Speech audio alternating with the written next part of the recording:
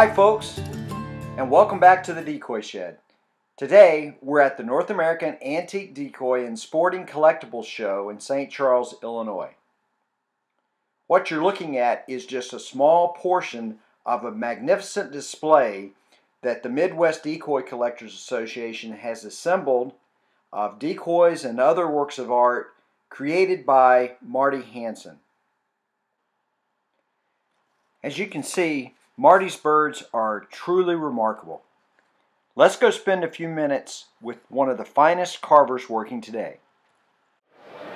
So Marty, tell us why you got started carving decoys. Got started making decoys, making them for a couple hunt clubs. When I was young, working at a gun club in Minneapolis Gun Club.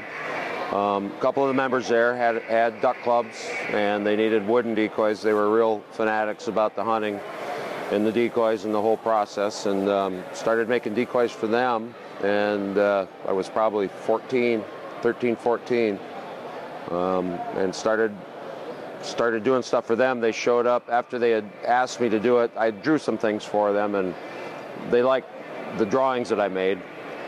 And a week later, there was a semi-load of cedar and a bandsaw sitting in my dad's driveway, and my dad says, "What the hell is out in the driveway?"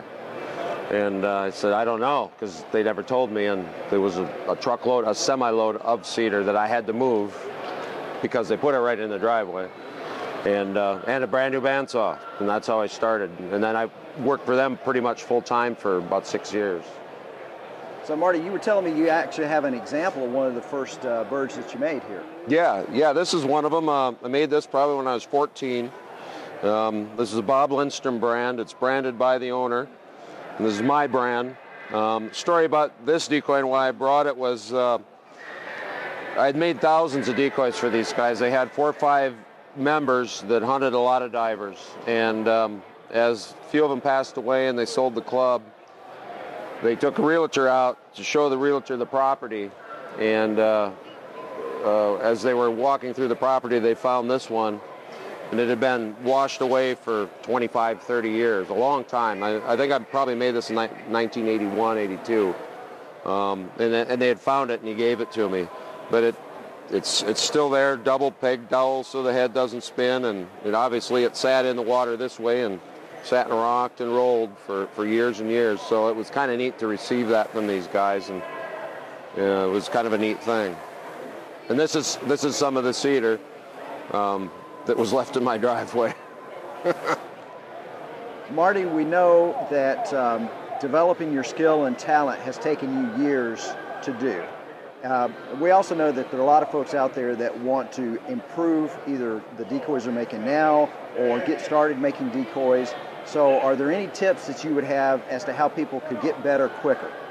To get better quicker, as far as tips are concerned, there really isn't a way to get better quicker. The main thing is pay attention to what other people are doing. Take their positive aspects of a bird. Don't copy it. Incorporate them into something that's truly yours. One of the biggest things is starting early. I started early when I was 4 years old. This was my first duck hunt here. How old are you, Taylor? 6. She's 2 years older than I was when I started. Taylor's been here since she was born. She's been involved in decoys. The main thing is being exposed to it, being involved in it. She knows everything about ducks, don't you? Mm-hmm. Yeah, pretty much. That's what's important, is starting young and creating a base. And if you love doing what you do, all that other stuff will come. Classes are a wonderful outlet.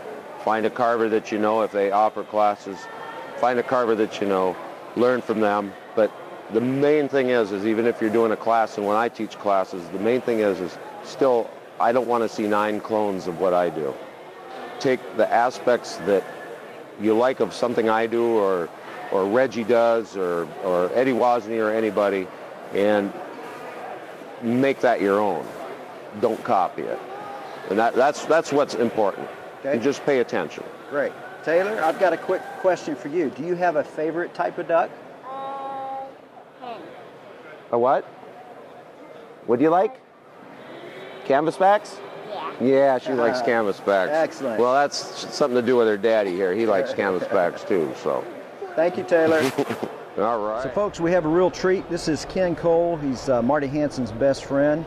And so, Ken, tell us a little bit about how you got started hunting Marty's decoys. Well, I started hunting probably when I was about 20 years old. My dad was not a waterfowler. He's a pheasant hunter. And it took me a long time. I met Marty here at this show probably around 95. And we became friends, started doing some hunting together. And of course, he's hunting over wood. And I thought, why have I put these two things together? Why am I buying the old wood and hunting over flambeaux? Tell us what it's like when you're sitting in the marsh, the sun's just starting to come up, and you look out there and you see this great rig of decoys out in front of you. Tell us about that feeling. Well, it's very special. I always tell everybody, I'm a puddle duck hunter for the most part, and when you're calling ducks and you're trying to work them in, those ducks might look at at the decoys in your spread for 10 seconds or 2 minutes, but I sit there all day. And I get the enjoyment of looking at what's on the water, but it's a pretty spectacular display. And when I take new people with me that get to hunt over them, it's a very special event. And there's a few things that, to me, are very traditional about waterfowling. Handmade decoys, handmade calls, well-trained labs. I shoot Model 21 side-by-side 20 gauge. It's all of this together that makes my day. So it's the total experience. The total experience. And these decoys just add so much to that, right? They add the most to it. So creating a decoy isn't just about one discipline, carving. No. There's many other aspects to it, right? Yes, correct. So what type of foundational skills do folks that want to learn how to carve decoys, paint decoys, what kind of things do they need to know? A lot of things. I mean, let's start with the basics, with even just procuring the wood, getting the wood that you need, cutting the tree down. I mean, when I start making a decoy, I don't start with a 4x8 piece of wood. I start with a tree. Learning to read wood and how wood will react over time with splitting and checking and drying wood. That's one of the facets. Second of all, I use only hand tools. Sharpening tools are important. Being able to set a spoke shave and create an edge at the proper bevel. That's important. Mixing paint is important. And it really is a trial and error thing that you need to start and just get into it. Don't overthink all this stuff. Get in there, find out what works, find out what doesn't work, and try to remember it. Try to learn from that.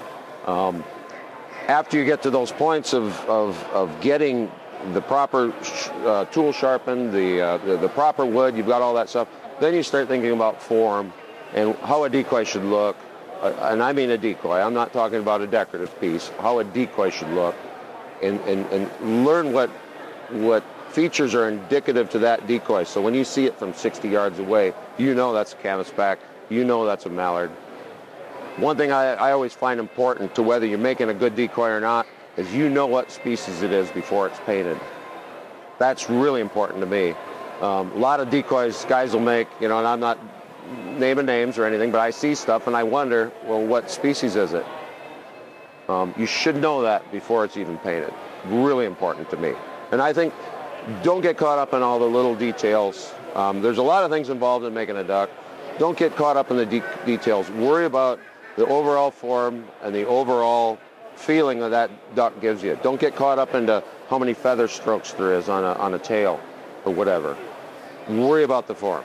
That's foremost the first thing. Worry about the form. Okay, Marty, we really appreciate you spending your time with us today.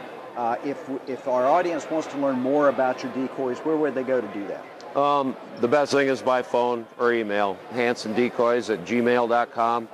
I do have a website. It's a little bit outdated and old, but it's a great, online business card, and all my information's on there. That's hansondecoys.com.